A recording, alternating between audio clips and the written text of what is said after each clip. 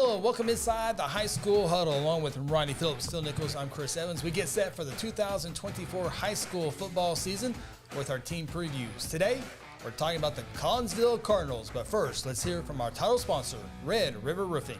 Nothing revitalizes your home faster than new siding. Transform your house into your dream home with Red River Roofing siding and windows. Call today for a free inspection.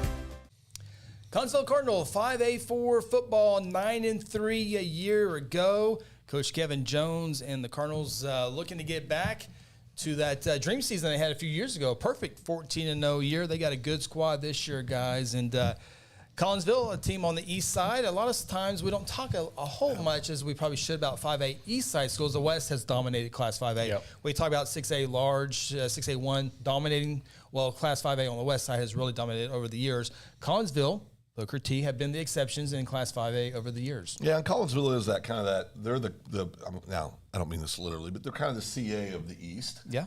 You know, they've been dominant over there for quite some time, and like you said, every once in a while somebody else will stick their head in there. But for the most part, Collinsville's been the class of 5A on the east side of the state, and that looks to continue this year. They can throw the ball, they can run the ball, well coached, tough kids. They have a belief that they're going to win every game. Just a good program overall from top to bottom. And I really like Collinsville and how they are balanced on offense. I think in 5A football, we saw it last year as the exception with Sperry at Carl Albert and River Warren at Dell City, the ability to throw the football to keep 5A defenses on their heels a little bit. Collinsville has been consistently doing that over, I remember the other day, just like it was yesterday, Coach Jones giving away the offense to the offensive coordinator to let him open up the offense. And I think that really took Collinsville to the next level as far as a team in 5A year in and year out as a great team. Yeah. Not only just year and out in football, what makes Collinsville so good and dangerous, they got athletes in every sport, in every, wrestling, baseball, a little bit of basketball, but football for sure. So these kids that are here, they've played all these other sports and they know how to win, and they'll bring this to the gridiron this year, and they have a chance to win almost all their games again, I think. Yeah. And we'll talk about the quarterback and the running back here in just a few moments, but as Ronnie mentioned, the great wrestling program. Those wrestlers are playing some defensive lines and linebackers, just tough kids. Good luck getting to those guys. Yeah, exactly. A lot of cauliflower under those helmets. Yeah. It starts with Skyler Mormon, the quarterback for Collinsville, 2,000 yards a year ago, 18 touchdowns, as, again, made it to the quarterfinals a year ago in a very competitive Class 5A a year ago. But has a very, very strong arm. And it also helps, we talk about the passing ability, but Collinsville is also good in the running game with Scott Rigby running the football. Tough kids, going to go get you the yards that you want, and they're just explosive. I think, again, from a team that can pass and that can run and throw the ball, Collinsville is as good as it comes in 5A. Yeah, Rigby, a little over 1,100 yards, 15 touchdowns, and also a linebacker. So that's the definition of a Collins. I just think tough kids. Yeah, tough kids. Yeah.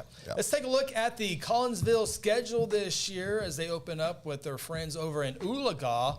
Interesting game there in the third game of the year at Bartlesville, and then that Dell City game, guys, week 4. First game right out of the bat in district play. We'll find out perhaps who will be the district champion and who will more than likely finish second. Both teams, I think, will host playoff, but who will be 1 and who will be 2, I think, comes down to that Dell City game.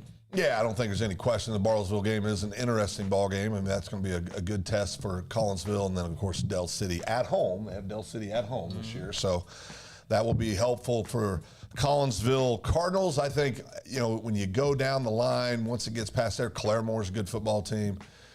Gets pretty journeyman after that.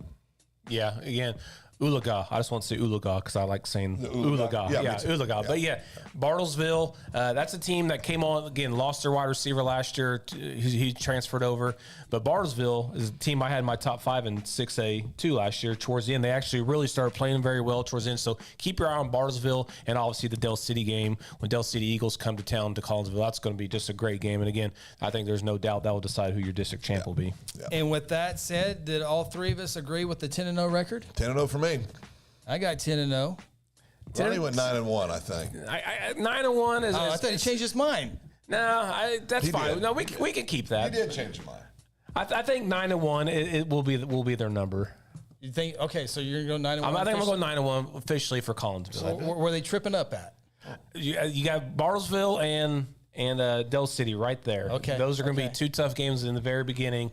If they're going to lose, it's going to be one of those two, and I think they'll slip up on one of those. Again, 10-0 is hard in any district, especially 5A. Collinsville, Ulagal, their quarterback, transferred to Claremore. P.J. Wallace is stud wide receiver at Bartlesville, is now at Muskogee, Yep. so that helps a little bit. I think he comes in.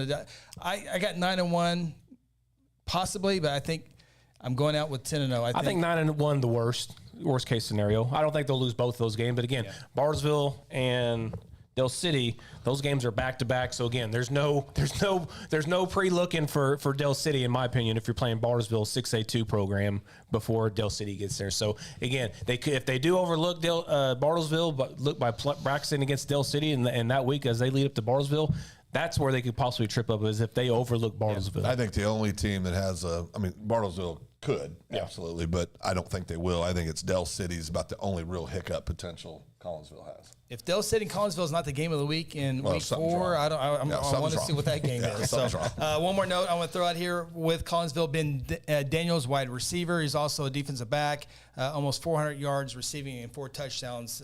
Probably the top target for Skylar Mormon. So that's our early thoughts on Collinsville. Again, Del City, Collinsville. Check back with me after week 2.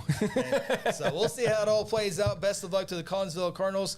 And be sure to catch the High School Huddle live show every Wednesday night, 6 o'clock throughout the entire high school football season right here on Second Banana Media. Be sure to subscribe and like and click the bell so you know when we go live with our show. It's interactive. I'd like to hear from all of our great fans out there as well. We'll talk to you next time here on the High School Huddle.